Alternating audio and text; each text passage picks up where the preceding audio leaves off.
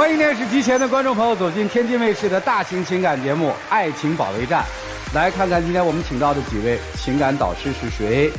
他们是青年作家文吉尔老师，欢迎；北京冠岭律师事务所任占敏律师，欢迎；情感导师周小鹏老师，情感导师陆琪老师，欢迎。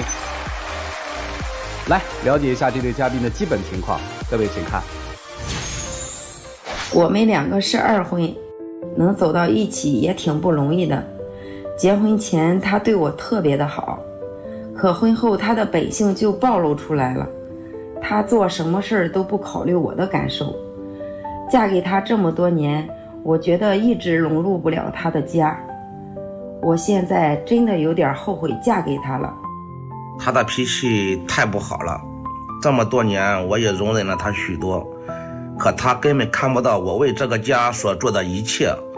我现在真不知道我要怎么做才能让他满意。再婚夫妻心存抱怨，有请这对夫妻，有请。李先生45岁，来自山东个体；李女士40岁，来自山东全职主妇。有请，有请两位。欢迎两位哈。再婚夫妻，再婚11年。对。你们俩有孩子吗？有。多大？今年10岁。在上一段婚姻当中有孩子吗？也有。跟你们在一起生活吗？现在不在一起生活。您那边是？儿子，17岁。每个月给多少钱抚养费啊？就是孩子一直跟着我就是在我妈妈那边生活。哦，你们再婚还没跟您在一起？对。您呢？我这边也是儿子，21。也跟我妈在一起。那你们这3个孩子经济压力就挺大的呀？是吗？经济方面就是说大儿子那边需要的时候我们会给，因为我妈妈那边生活条件要好一点嘛，不需要。对孩子问题双方没什么争执吧？没有。那什么问题就不想过了呀？他这个人嘛，结婚之前和结婚之后简直就2个样。结婚之后呢，变成酒鬼了。每天都在喝，从来就没断过。我就是农村都是施工队的什么的，帮着小活干，有时候请人家监理了，在一块喝酒呢。这不很正常吗？你说的倒是正常，你有没有想过，你有没有考虑过我？你结婚之前是怎么保证的？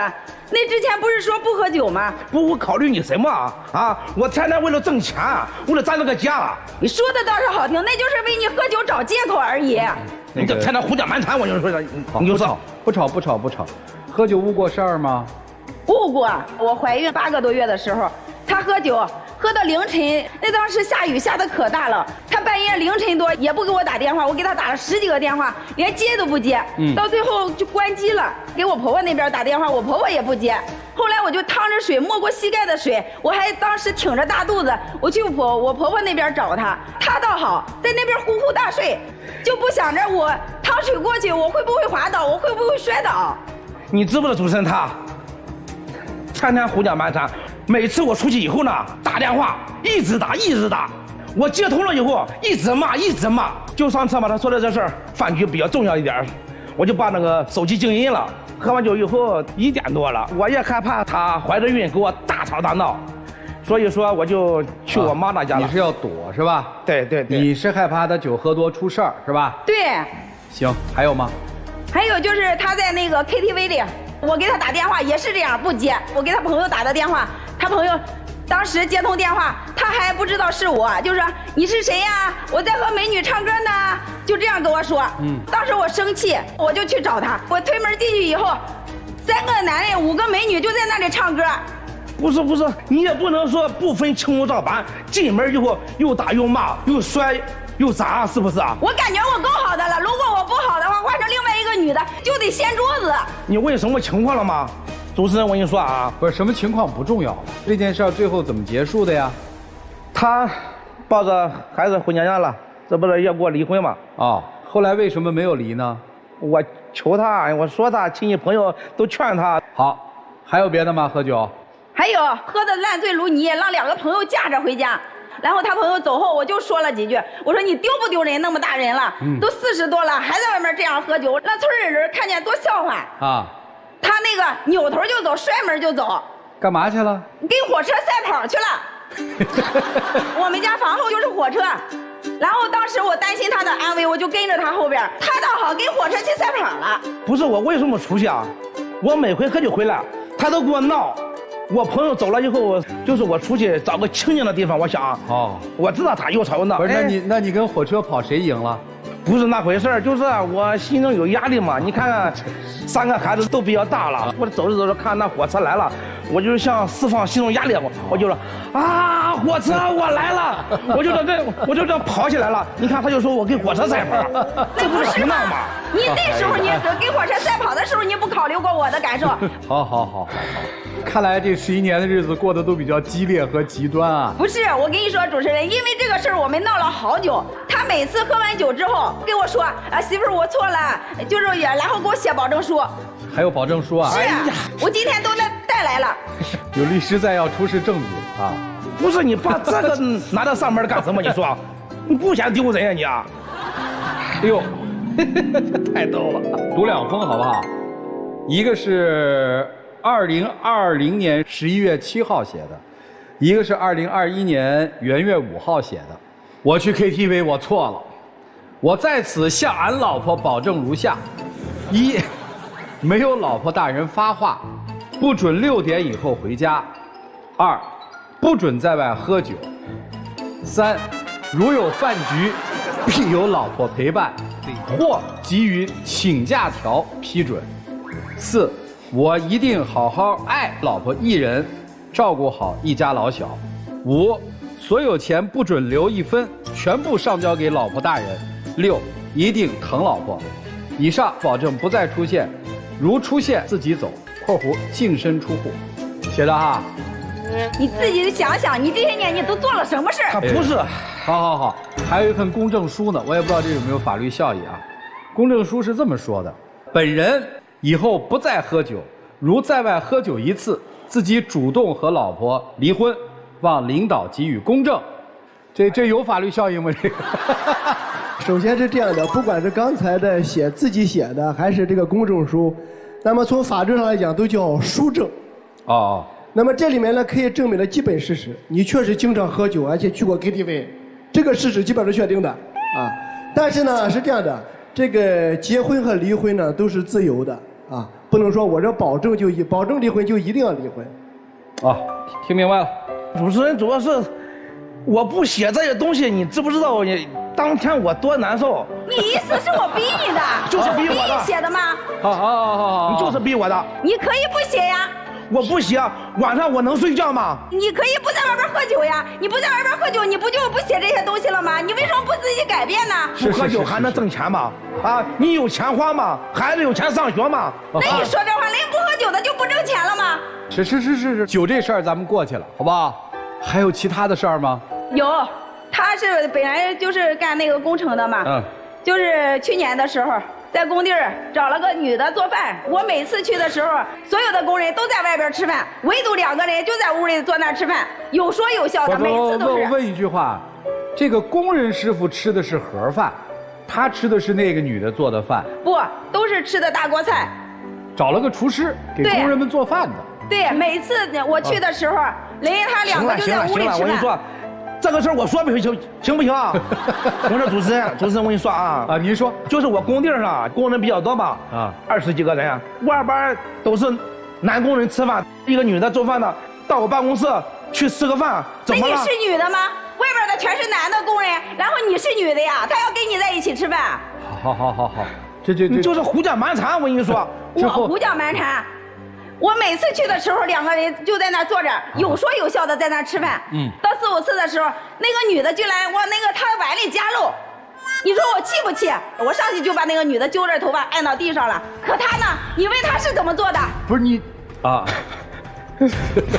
不是，人家那女的就不吃肥肉，我就愿意吃肥肉，怎么能给我夹块肉？怎么了？都是工友。工友就是工地上就你一个男的吗？不，咱说事实不说情绪好吗？您去了之后把人那女厨子按地上了，是。然后呢，就是以后他们在拉扯的时候吧，主持人，我就拨了一下，他裤子下坐地下了，坐地下的时候他就说我打他。你那是拉扯一下吗？在办公室里。你简直就是推我。在办公室里又吵又闹，外边有20多口工人，一点面子不顾，最后给我放上一句话：“你给我等着，我让你后悔一辈子。”啊，他就开车就走了。当时我害怕嘛，啊，我就开车在后边跟着。他就在我们附近村上进了一个山东化肥，买了一瓶农药。我以为生气这回怪好呢，是不是？还想着家里庄稼什么的。没想到他回到家以后，下了车拿着农药就往嘴里灌，哎呀，那吓得我就去拦他。这不都是你逼的吗？如果你跟那个女厨子清楚的话，我能这样吗？还不是你没搞出来的那些事吗？我跟你说，我跟他什么事儿都没有，就是你自从生完孩子以后，在家闲得慌，没事胡思乱想。我是要出去，他就说你干什么去了？这个那个那个。就总而言之，不太相信你，是吧？对。行，还有别的事儿吗？有。还有啊？对，我的天！他说为我好，每次都是说，哎呀，我出门挣钱不是为了你，可是你怎么做的？居然背着我藏私房钱。那是私房钱吗？那不是私房钱吗？用别人的身份证办卡，那不是私房钱吗？他这人就是天天胡搅蛮缠，乱花钱，你知不知道？每次工程款过来，叫他这个工程吧，最后剩了2万吧，我就给他1万5，我就说就剩1万5了，就那5000块钱，就是我弄个卡我存起来，我就怕他天天大手大脚的花，你知不知道？孩子，咱们3个孩子都大了，你知不知道，媳妇儿、啊？咱们3个孩子都需要钱，啊，我存一点，就是怕咱们真正需要钱的时候。啊，到时候我能拿得出来，我像一个父亲一样，我像一个丈夫一样，能拿出出钱来，你知道吗？这个用别人的身份证开的卡，谁呀？对，用他朋友的身份证开的卡。行，还有别的事儿吗？有。还有呢？有，他每次都说，哎呀，我们家人对你多好，又是给你吃给你穿，你以为我不想出去上班吗？你说的那话好像是我不想出去上班，是因为我生了孩子，谁给我帮我带孩子了？你妈帮我看过1天的孩子吗？你怀孕的时候，我妈没照顾你啊。你生完孩子，我妈没给你洗戒指，我跟你说，主持人，我跟他过了这11年，我都感觉我融入不了他的家庭，他也不把我当人，他家人也不把我当人。他总说我妈重男轻女，我没俩生了个女儿，他总说这个。我妈年龄多大了？今年都70多了。他让妈看孩子，那孩子小，他跑得快。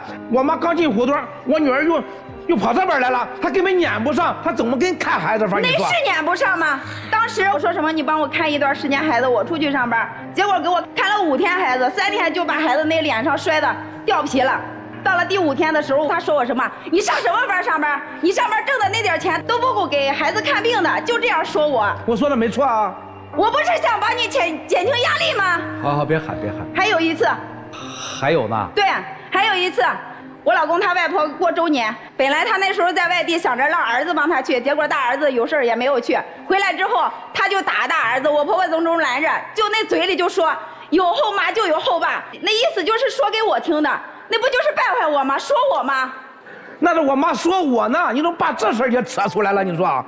当时你说我在外地干活，就是我姥姥过周年，我给我儿子打电话，我说你去吧，他奶奶自己去不好。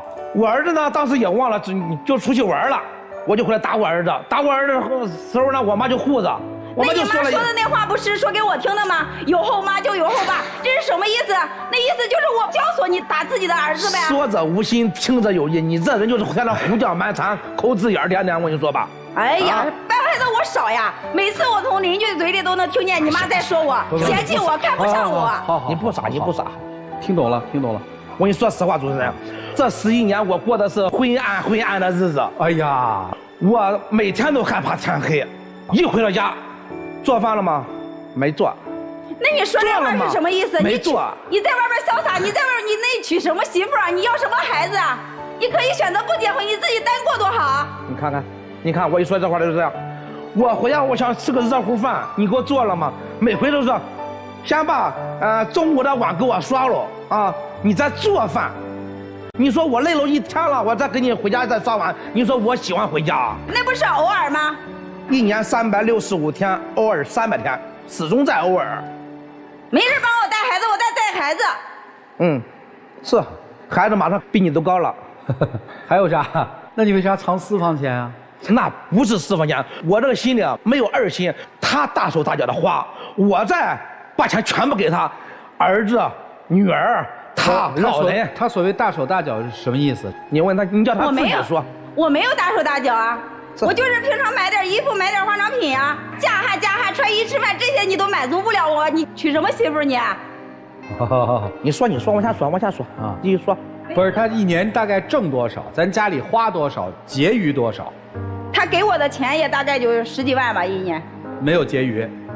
没有，因为孩子老人都需要花钱呀。一说什么的，就说没钱。我每回你看看你的转账记录啊，一个月之内我给你转几万。孩子不需要花钱吗？不需要吃饭吗？所以你那个意思是一年他花的不止10几万是吧？不止。大概在您心里面大账，一年您交回家里多少钱？20吧。我没有收到，我没收那么多钱。是，行，你没收到。您觉得老婆花钱花的比较冲是吧？我给你举个例子啊，我姐姐家孩子结婚，这是喜事儿，我们必须从头到脚，从里到外换一身新的。那不是为了给你装面子吗？行啊，正常。我大姐的孩子考上大学，是我升学宴，不行，我得换上新的。这也换上新的。我表弟结婚，我表弟生孩子，我表妹结婚，我表妹生孩子。你一年换多少套？你知道？这不都是为了喜庆吗？我没穿着土里土气的去吗？这大概衣服的价格是在一个什么价位上？1000块钱一身也不多吧？衣服是不多，主要是回回换首饰，谁都受不了。哦，就是参加这个，除了新衣服还得配新首饰。对。我感觉挺洋气的。再说了，是新款。好。哎，今年的8月15，你问问他办的是什么事儿？我办什么事儿了？8月15的时候，我上午、中午的时候陪着我爸爸、我妈吃了一顿饭，我就想着晚上陪着他妈去过个中秋节嘛。结果呢，他妈是怎么对我的？做好饭了，往那坐的时候，我婆婆就来了一句：“我不饿了，我不吃了，你没吃吧？”这不就是撵我的吗？你知不知道我妈今年多大了？你不知道？76了，不是？77了。那不一样吗？我说的周岁。我跟你说，主持人，去年的时候我爸爸去世了，我妈呢这个脑子可能是不太好了，她记得什么事是8月15，她记不记得？她是长辈儿，她是老人啊，只要是健康，就是我们当儿女的福。我为什么摔门而走啊？他说那话不就是撵我的吗？他老了，他不记得，就你能，就你记着。我跟你说，主持人，这些节日我跟你说啊，我记得一清二楚，都是他逼我记住的。我跟你说，什么节？2月14、7月7、8月28、9月10号、10月6号、10月16、10月26。你看看，这才多少节日了？不是啊，这是什么节啊？你还差一个节日。8月28是我女儿的生日啊，这个该记啊。10月6号是她的生日啊。10月16是我小儿的生日，9月1号是我大儿的生日，9月10号是我的生日，3月28是我俩结婚日， 7月7是牛郎织女。每次过这生日我都害怕，你知不知道？怕啥？喂，老公，回家吧。我一听毁了，每次都要礼物，每次都要惊喜。买个榴莲的时候，他吃完榴莲，把榴莲皮放那哈，叫我回榴莲皮，叫我演示一下。你说有这样无理取闹的吗？你说？我这也不是让你记住孩子们的生日吗？我怕你忘了呀。不，这个倒无所谓啊。为什么吃完榴莲以后要跪榴莲皮啊？就是我跟他开玩笑，我就说，你看现在网上都跪榴莲皮，我说你跪一下，就这样。他自己当真了，那什么办法？老李，你跪没跪？我跪了，我不跪他给我闹。哎，你当时为什么娶她呀？哎呀，说实话，当时的时候谈恋爱之前，他这人他长得漂亮点，说实话；2，他也挺体贴我的。结完婚生完孩子以后，我也感觉他变了一个人，就像一个泼妇似的，你知不？天天。我为什么变成现在这个样子？不都是你逼的吗？不都是你全家人逼的我这样吗？好，都是我的错。今天您来这儿干嘛？不改这些臭毛病，我就不跟他过了。不过的话有什么要求吗？趁着律师在哈，咱就咨询了都。让他净身出户就可以了，我带着我女儿过。名下财产有哪些呀？没有，什么也没有。房子不是有吗？房子是我自己的名字。对，不是你们结婚以后买的。是我买的，但是当时他说写出他自己的名字，但是我知道这事儿，你知道吧？只要是婚后财产，既然是写你自己的名字，但是离婚的时候也有我一半，这事儿我明白，你知不知道？哦，那也可以放弃呀。我不放弃。好，除了房子呢，家里还有存款吗？没有。1分钱都没有？有几千块钱得给孩子交学费呢。几千块钱，这么多年我挣几千块钱，我的天哪！你叫人家这个主持人给他导什么他妈笑话？45了，今年我就存了几千块钱。那不得孩子需要交钱吗？都花在学习上了，花在吃喝用度上了呀。但是我发现咱们家的那个小橱柜的那个首饰可真不少啊！啊，他说什么？你看看这金子涨价了，老公，咱们赚了一笔。哎呀，这是给女儿存的嫁妆，你那个你都惦记啊？行，等，都是你的，对，都是我的错。老李，我问你啊，你现在有多少存款？我现在，他如果真的给我离婚的话，我现在那边兔市场还欠我26万，那边工地还欠我15万，我有40来万吧。哦，这钱是你不要的，对吧？我为什么不要？当时他干活的时候，我也是在家辛辛管孩子呀，照顾家呀。懂了。这婚你离吗？不是主持人，我来这地方，我不是来离婚的。哦，你是要好好过是吧？我是来让你和导师们开导他。你都暗无天日了11年，你干嘛不离呢？你现在这，说实话，啥孩子了？我问你，你是不愿意离还是离不起？哎呀，说实话，真离不起。哎呦，闺女就看你们这么打着长啊。不是，我们一般就是说吵架的时候都不当着闺女的面。你怎么可能啊？就您这脾气。在老家住的时候，如果吵起来，我们2个就去大路上，后边就是漫天地，我们去地里。去地里干嘛？打架呀。你打得过他？我打不过他。行了啊，我什么时候能打过你啊？我跟你说，我打仗的时候从来没有胜过，都是他是这个。每次他打我的时候，我就这样挡，他说不许挡，隔得我手疼。哎呀，行了，你们看看怎么办吧。让我们一起进入丘比特问卷。我觉得李先生，你要不就你别管他一段时间，你别什么打不还手骂不还口的，让你下跪你就下跪，你连尊严都没有，你要什么爱情啊？不是。导师，我说一下，这个家庭不是讲面子的问题，这是在家里，她是我媳妇，她跟我一辈子，是不是啊？那你现在让我们来干什么呢？你现在不是让我给你支招吗？不是，我叫人开导她，我不想离婚，主要是你不管他，你不搭理他，他不会越来越演越烈的，是你的纵容、你的骄纵让他变成今天这个样子，你看不出来吗？他既要又要还要，你自己知道这些毛病啊，你别惯呐。我们拯救不了你们，一个愿打一个愿挨，你知道吗？现在我都不想挨了，说实话，我是你不想挨了，从现在开始你就告诉他，你再敢动我一下，你拿不到一个子儿，你看他敢不敢动？他敢动你就不给他，随便他怎么闹，只要你还想妥协，他都觉得反正你就是离不开我。告诉他，我不能接受你这样，好好说话，不要欺负老实人。姐姐，整场听下来，你真的够欺负他了。他到现在为止，他都说他不要跟你离婚。我跟你说，姐姐，别说他离不起婚，你也离不起婚。你要真的有哪一天你把他逼急了，他真的不要你，真的不爱你了，你觉得你有重返职场的能力吗？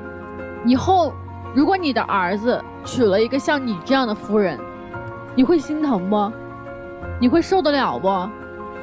就干嘛呢？这所有的话都说那么难听，而且姐姐您上来，你这个声调就在3声以上。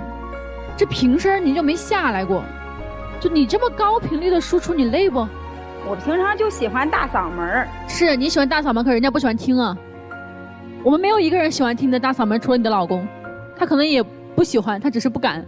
我先纠正一下这个女士的刚才一个认识的错误，那个房子不是你个人的，因为这个房子呢在婚姻关系存续期间取得的，包括房子、车子、票子，甚至从法律上讲知识产权呀、经营的收益啊，这毫无疑问，虽然写在你一个人名下，但也是夫妻共同财产。除非你们之间有约定，目前你们没有这样的约定，除了那保证书，其实没有约定啊，对吧？李先生这样，你不应该隐藏钱。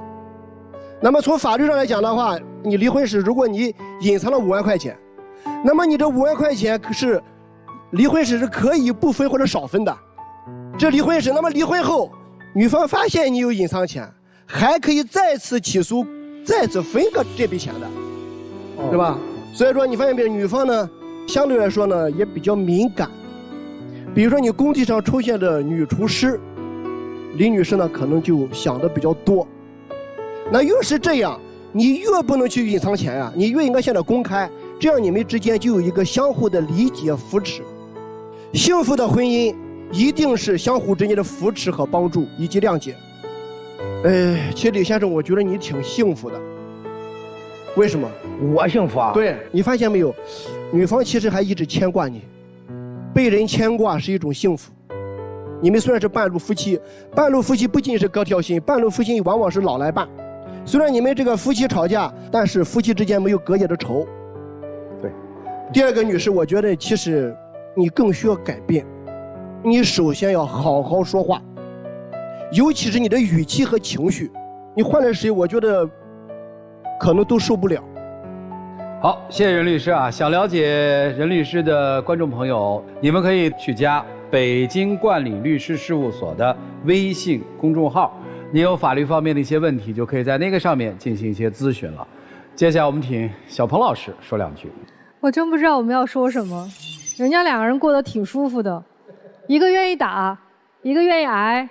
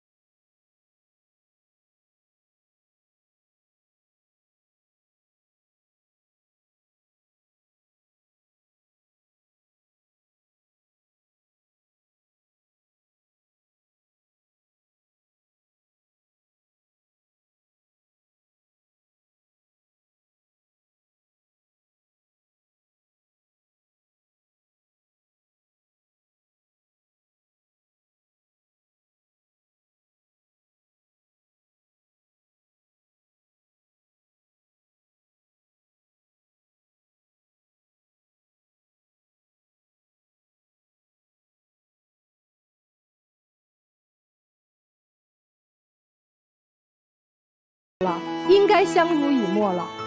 理清几件事嘛。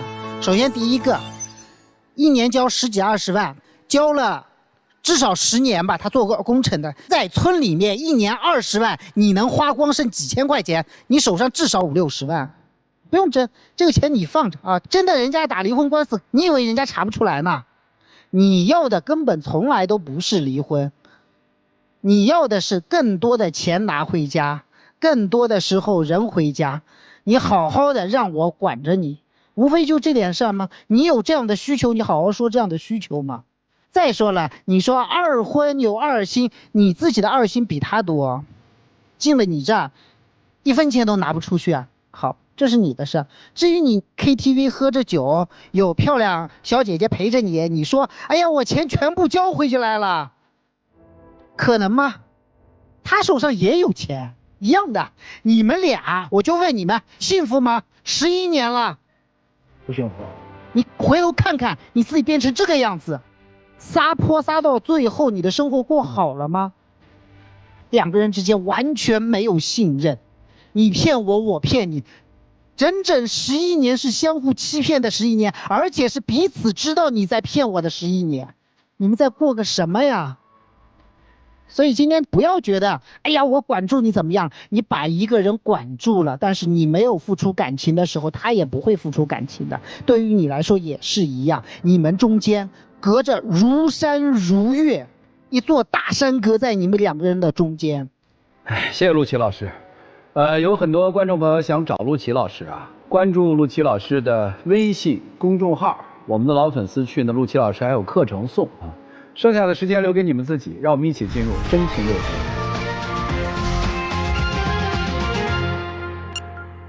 不管怎么说，我还是希望你能改掉你这些毛病。我呢，到这来也不是来跟你离婚的，说实话，我们呢毕竟11年了，有自己的孩子，孩子们都大了，我就希望你以后改掉这些臭毛病，大呼小叫，花钱大手大脚，因为咱孩子以后需要钱的地方太多了，你知不知道？我呢，在外边，我一定会拼命挣钱，把挣到的钱全部给你，也不会再藏私房钱。我们好好过日子以后，一直到老。最后给一个中肯的建议啊，从今天开始，财务真的做到公开透明。谢谢两位，请回。电视机前的观众朋友，欢迎登录腾讯视频收看节目的完整内容。好了，我们来看看这对嘉宾自己的选择是怎样的。请开门，请开门。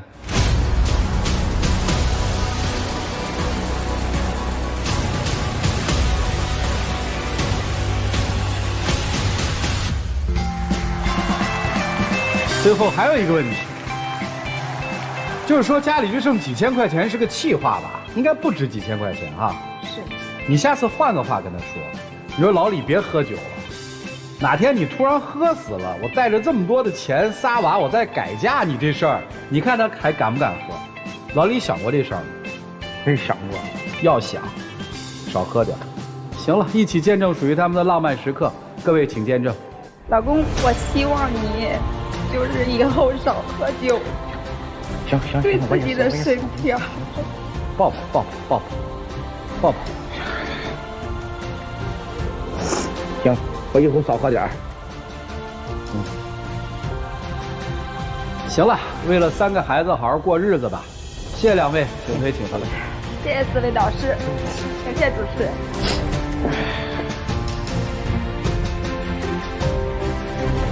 谢谢导师。希望今天成为他们婚姻新的开篇吧。来了解下一对嘉宾的基本情况，各位请看。我们结婚39年了，一直都是他掌管家里的财政大权，可他管的一点都不好。这几年把家里的钱都败光了，我现在干啥都伸手向他要钱，他却说没钱。我觉得他就是不想给我，这种天天伸手要钱的日子，我真的是过够了。他就是一个自私又无情的人，关键时刻根本指不上他，钱怎么能给他了？我们现在生活在同一个屋檐下，谁都不愿意搭理谁，我也不明白我们这么多年的夫妻怎么过得就和仇人一样呢？让我们请出这对夫妻。男嘉宾王先生60岁，来自山西退休；女嘉宾李女士60岁，来自山西退休。主持人好，好，结婚39年对吧？对。说说吧，今天想干嘛？今天我来哇，因为这么多年我一直心里压抑有点。哦。一开始年轻的时候还能挣2个钱儿，现在老了挣不来钱了。我有个病，那个糖尿病，现在我有点吃药，没钱，我现在可怜呀。糖尿病的药不贵呀，不贵也得每天吃呀，那药的。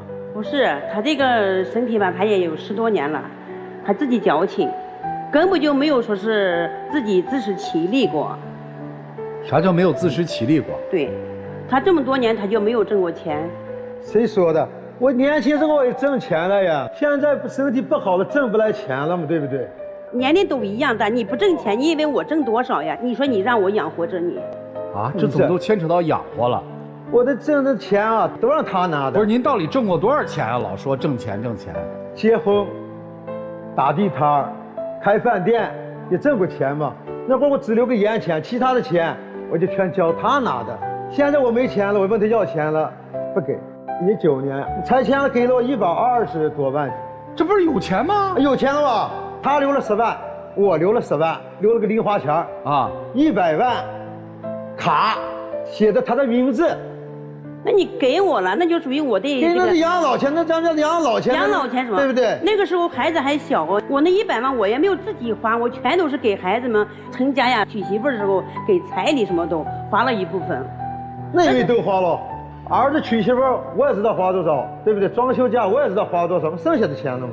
我跟你说，你也别找那个借口啊！你现在跟你无非就是想问我要点钱，但是你这个钱从今以后我是不想给你的，我也不能给你。为啥？给了他钱，他就是个人主义，就自己去旅游了。但他旅游的时候，他从来都不带我。带你玩过没有？啊？带那么一两次。刚开始给了我那有钱啊，带他出去玩，吃个这也叫叨叨。我买小土产也要叨叨，是不是？那本来就是嘛。以后还带你玩去了。你说出去一天的花销有多大呀？家里面那点钱，说句实话就支撑不了你这个旅游的这个。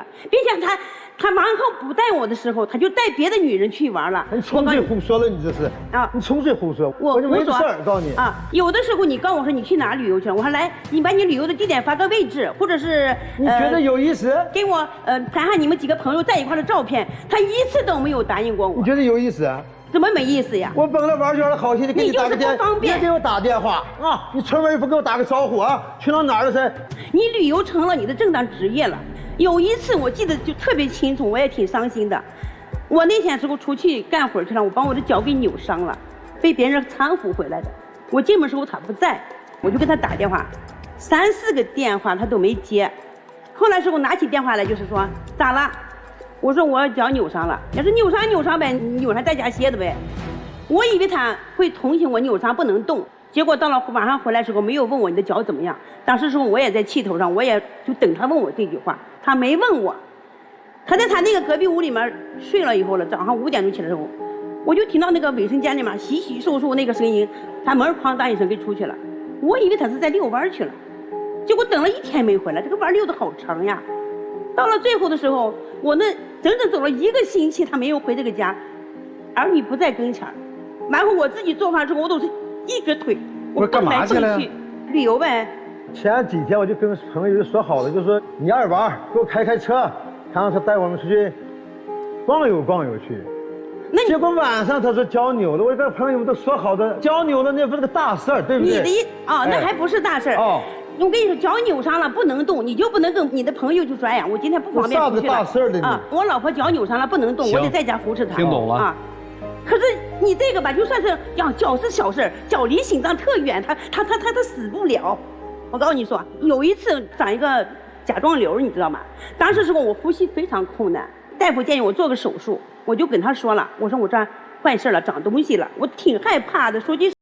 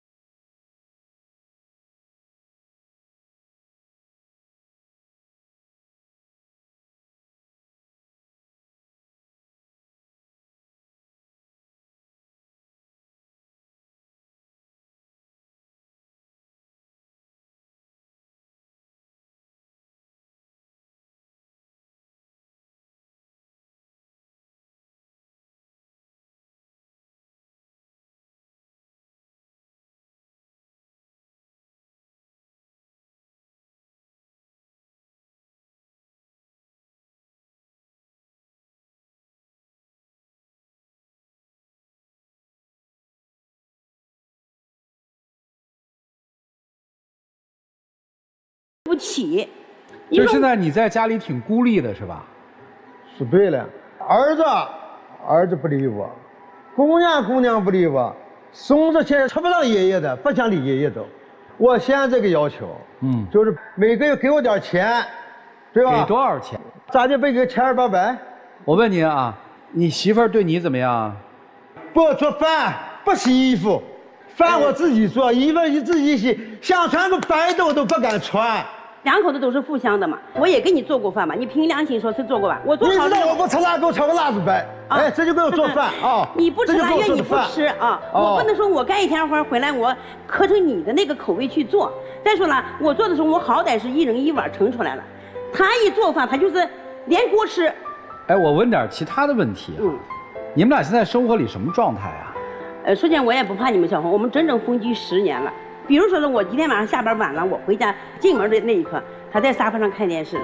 当我进门的时候，一换鞋的之间，他马上关掉电视，进了他卧室，一句话都不跟我说。为啥和你说？以后直接说还是要钱，一要钱就生气，看见就生气。你除了钱你不说话是吧？你就认钱。你看见就生气了。你就认钱。前一段时间吧，我家姑娘坐月子，我吧总觉得现在人们都有一个潮流是处个月嫂，起码让她做个好点的月子。我跟他商量了，我说给姑娘咱们吧，1个月吧，也就是13000，咱们给姑娘请个月嫂，你也帮忙，让我拿一部分外户给姑娘住。马上就横鼻子瞪眼的就说凭啥给她请月嫂？那姑娘家的事儿，人婆家不会管，人家老汉不会管。我要钱没有，给姑娘就有钱了。你的意思是我把那1万多给你，你就比较人家有婆家了，不用你管。如果我要给你那1万多块钱，你可能100年不认得家门。不是，结婚39年，这钱谁在管？我管。那时候您做什么工作啊？我跟你说，我10多都是打地摊，开个小饭店。你们俩不是一起吗？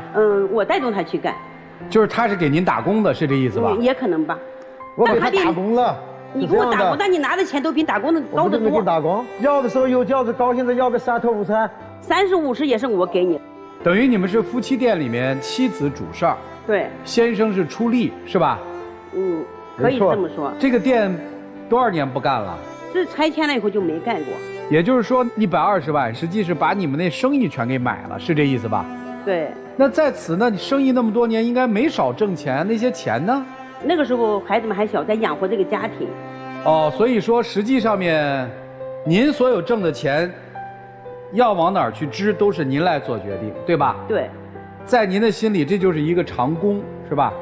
老公兼长工。你这话说的有点难听了。就老公，没错。老公也不算老公，他没有做到那个。老公都不算老公了。咋不算老公了？我跟你说，老公应该。儿子来哪来的？姑娘哪来的了？我告诉你，那是外人生的，我不是你老公，行吧？你那么自私。别说气话。我没有那么多钱给他，我真的给不了他。我的辛苦，他就以为我每次都在打麻将，你是不是这么误会我的？你说还有上大几10万了，对不对？这是不是有没有？我其中一部分我跟你说了，是你记性不好。我跟朋友你做投资的时候我赔了。不是你跟朋友做投资的时候跟他商量过吗？当时没有商量。为什么不商量？他老是说呢，你想干啥干啥，你别跟我说。他那会儿的心思就不在我这儿，他在外面他聊得可火了，根本就不在我这儿。一天到晚胡说八道，你给我告你就胡说吧你。那是一辈子养老钱，让他给我挥霍光了。那我也不是自愿的，我当时时候我也是想为家里面再挣点回头钱了。听懂了。你们打算怎么办呀？不是，我说他就不理解我。我这么大岁数了，我能出去给他那个小饭桌做饭，挣点小时工钱，他总觉得我是打麻将啊，你又打麻将去了。我说是，我不能告他，我一告他我有点钱，他马上就得要，不给就得吵。所以您的意思是，您还在辛勤的工作，他已经躺下来养老了。对，他是没有资格躺下来养老的。对呀，那你不能干点别的，你就不能应聘一个什么萌宝什么1000-800元的，给自己闹。那我就会觉得说，我养老的钱被你在我不知情的情况下给霍光了，我可不可以这么想？他这个吧，也可以这么想。老师真的这个是吧？所以讲他这个钱哈，我就不相信他赔了。平时他也不是大吃大喝嘛，爱穿爱戴的，他挺顾家的，这一点我也承认了。正因为这一点，我就相信他钱不会亏的。走，那就打算怎么办嘛？他不理解我就没办法过。好，他要理解你，他做些什么，你觉得能够继续过下去？我就想让他自食其力。他现在需要出去打工。是。我也不多要，给我个要钱，给我出个盐钱，咱老了。你要让打工是不可能的。没有，你休想从我这儿拿到1分钱。行，如果人家不给你怎么办？不给我咋呀？有时候老妈，咱说实在话，老妈接济点。您母亲一个月我母亲90多了，啊，一个月3头500的。那你母亲给你那部分钱呢？接济点我抽烟。还有脸说，上有母亲养着，下有儿子伺候着，中间还有老婆替你花的，多好。我心凉了，我的钱大地上都没拿，我倒是心凉了。哎，这次听明白了，那你没有想到跟他分开啊？我要守住我的那套房子，走也是他走，我不想走，我这么。这房子谁的房子？名字是写的他的，就是那个拆迁以后补偿的。哦，所以您在要守房子。那我肯定不能说我混了这么几十年了，我啥都没有。他有住处没事，他找了就可以去姑娘家住，我没走的地方。你们俩当时谁追的谁啊？听见没有？你看见没有？你还想让我说我追你了？那谁追的谁啊？他。我追你当时那挺好的，我想着现在成了这的。行，还过不过？你看他的态度吧。他能自食其力，能把自己的那点零花钱能自己给自己挣下。你要改造一少爷，为什么不在少爷年轻的时候改造，要到少爷老了不行的时候改造？你怎么想的呀？因为那个时候我能挣钱，我有那个本事养活他。我现在我挣钱，我不花你钱。我现在老了，我也挣不来了。你要坑我的那一点，我也没有。你觉得30多年他疼过你吗？没有。所以现在你已经不需要这个男人疼你了，对吧？不是不需要，我从来没有。就现在还需要。我需要他根本就做不到。听懂了，听懂了。我老了，啥也干不动了。你别了，人家这话已经说得很清楚了。如果不能出去干活，就在家里好好疼我。疼人会疼吗？会疼。说句不好听的，10年了，我们今天说话是最多的。那你为啥不主动跟他说？他不搭理我。一个巴掌拍不响，是不是？是。当能拍响时候，就是玩也算了。所以最后你是不是心里就发现说钱是最好的？那我有钱我能买他开心呢。来吧，老师们，你们看看应该怎么办吧？让我们一起进入丘比特问卷。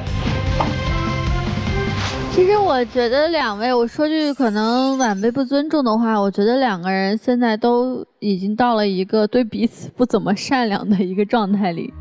这可能你俩现在还能鼓着一口气儿呢，就是为了钱。李女士其实是憋着一口气儿。对。他现在为什么不给你钱？我跟你说，不是说他真的穷到他没有1分钱可以给你，他就是不想给你，因为你这10几年你没有让他过一天舒服日子，他觉得他没有享受到来自于你作为丈夫的这个家庭的情绪价值。还有一点就是王先生，我确实觉得您像一个60岁的巨婴，您一个90岁的母亲，你都好意思需要他的救济，我的天哪！其实当你的夫人把那些钱赔完了，那一下当刻开始你就应该醒过来，你已经不是一个靠拆迁你可以养老的人了，你尽早醒过来。你因为相信了他的认知，导致这个结果是你们夫妻要共同承担的结果。就如果你能够跟他好好说一句，说老婆这些钱亏了，我们从头再来，我们把日子过好，我们各自努力，我觉得他也不至于像现在这么对你。那么话说回来，阿姨，其实我觉得你对他是有一点过分的。您再怎么有气儿啊，他吃药的钱要给他，或者是你帮他把药买好，放在家里，让他有药可吃。有的时候，不是不给他买，也就能。我要发言。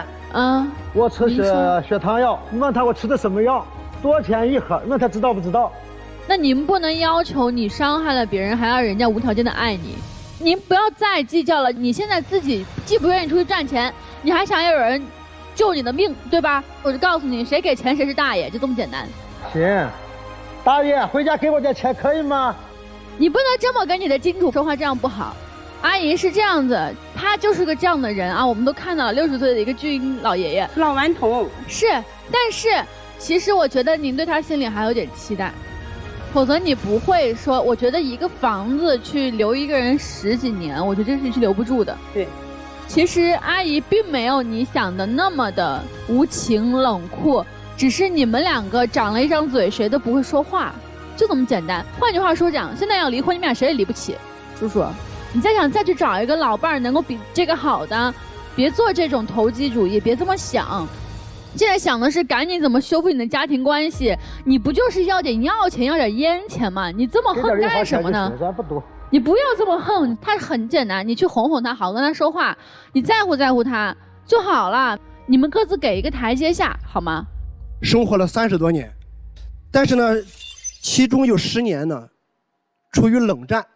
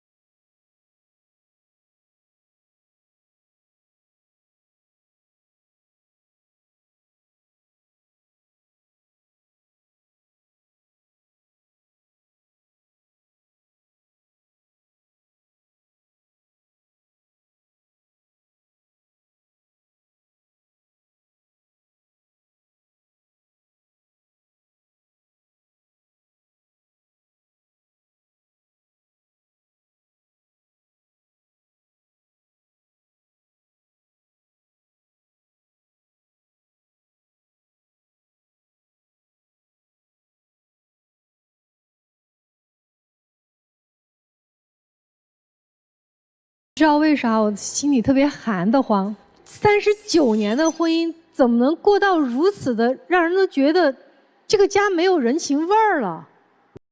就你们2个人都没人情味儿，39年，60岁，就这个人生本应该开始活的是最精彩了，孩子大了，有孙子了，真的开始享受天伦之乐了，而且还在5年前，你们还有一笔巨款，我觉得那应该是人生最高潮的时候。就是不是所有人都能拿到100多万的，你们怎么5年过后把生活过到如此糟糕？而且到现在上台来了，你们还在各自算计，每个人都有自己的理由。您是不是就没有选对人？但您不愿意承认，您还死守着这个人。到现在为止，您死磕，您到底跟谁死磕？您是跟他死磕，还是跟您自己未来可能还有20年或者30年的人生死磕？对，你死磕干嘛呢？我就得守着这个房子，你守着干嘛？你守着牢笼啊！他不守着那房子就让他卖了。我离婚啊，离婚分了嘛，分了再买个小的房子，1居室也可以住嘛。不行，我大不了租房子，我去养老院嘛。生活有很多种方式，你守着那个房子干嘛？最终还是2半撇。你是守着那钱呢，但那钱变得来全是不开心。所以我觉得我想不明白您到底想干嘛。我也不知道我到底。所以我说的意思是，要不咱过不下去，咱离婚，不下去连那女儿在女儿旁边租房子，同样对您来讲也是一样的。咱没有赚钱能力，咱能卖个乖吗？在外面都多会卖乖的人啊，你就跟他卖个乖不就完了吗？哟，老婆，你看您今儿衣服真好看，亮闪闪的，你卖嘛，你又不是不会。卖了乖以后说，老婆，你给我50块钱嘛。您就笑脸，要钱不可以，您现在就是要钱，你哪有要钱还恨的呢？你要不出来怎么办？换方法嘛，大哥，您自己想想是不是那里？多大岁数还卖乖了？哎呀，年轻人可以。来，大哥，有的卖乖。大哥，您面对现实吧，您恨着要的出来钱吗？你都要到这台上，你也要不出来，您再跟他恨，您能要得出来吗？老三，你给他做工作，回去得给我了，我这回对他好点。你快来，老板，我给您做工作了呀，你别让你卖乖呀！我跟你说，听话点啊，回家给点钱啊。哪有您这种说话方式？您这种说话方式，我跟你讲，我真劝他离。您就想想吧，您现在如果卖乖还能拿到钱的话，您就卖卖吧，因为大姐也就图个情绪价值了。所以最后你们俩自己考虑吧，方法给了，日子是你俩过。我跟你讲，就是很奇怪。败家子永远有女人养，为什么我说你败家子？你说你妈90多岁，你有脸去要人的钱，你还说你卖不了乖，你太卖得了乖了。90多岁，你妈那边的钱你都拿得下手吗？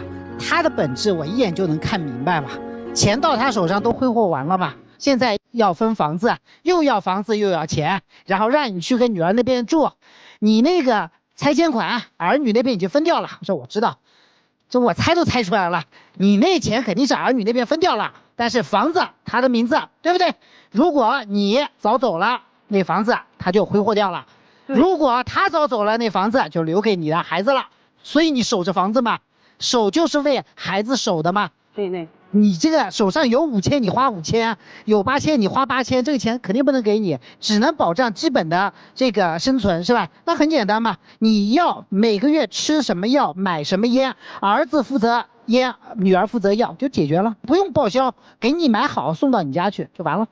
就是你的这个经历证明了一个什么事啊？20多年前就该离了婚，为了孩子忍有用吗？你琢磨一下。是不是20多年前就该离的婚？是不是为了孩子一直忍到了今天？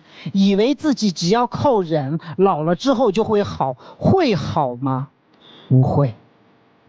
20多年前，哪怕10多年前离了，是不是也没这个事儿？所以，当你们进入一段不好的婚姻，该走的时候是一定要走。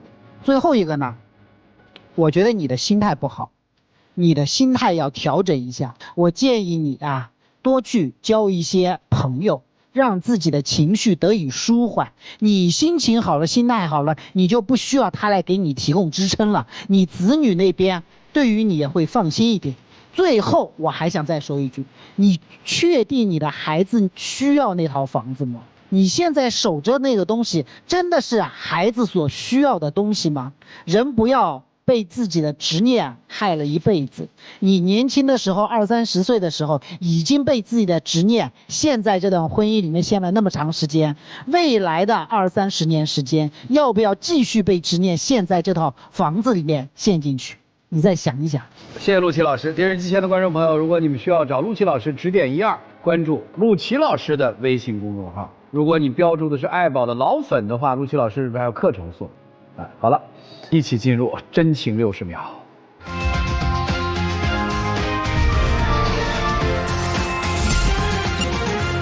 老婆，你以后我就这个要求，回家你把每个月把药买点，烟能寄我就寄了，行吧？老王，其实以前吧，可能我也是觉得，改变不了你，我也改变不了我自己，我也是现在就是说。家里面的一切生活开销吧，我也想让你给我负担一些，我一个人压力太大了。还是你管吧，我不想管，我不想操心，我能寄的尽量能好好的学，能把烟能寄我寄。不是你那个少抽点寄了。啊，你那个烟抽了一辈子了，你多多少少抽点也可以，但是你不要说专横，你也体谅到我的难处，不要伸手就管难，心情好啥都好。行吧，你是那么说的，但是你做的时候你不是那么做的。我会让你好起来的。你张口的那一声呢，你没考虑到我的难处。哎，你看嘴上说成这样了，烟哥就记了，老王你都抽了一辈子的烟了，该抽还是抽点吧。所以如果是一个愿打一个愿挨，咱就调顺一点，好不好？对老婆好一点，提供点情绪价值。好，谢谢两位，请回吧。你觉得大姐会听劝不出来吗？文老师，应该会走。我觉得大姐肯定会出来。我觉得大姐不应该出来，是吧？你不应该出来，才能够让人知道嘛你的态度是什么。看看人家自己的选择是怎样的，请开门，请开门。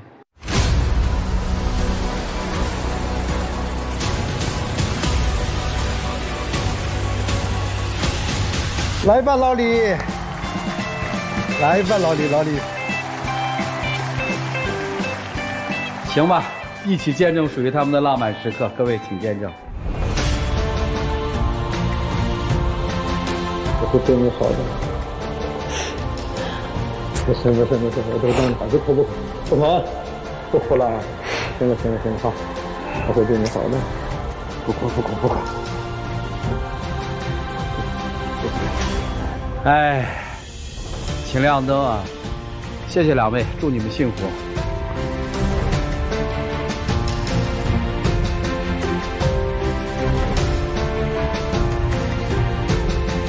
好了，祝他们幸福吧！让我们再一次谢谢4位老师跟我们做的精彩的分享，同时也感谢电视机前观众朋友的收看和陪伴。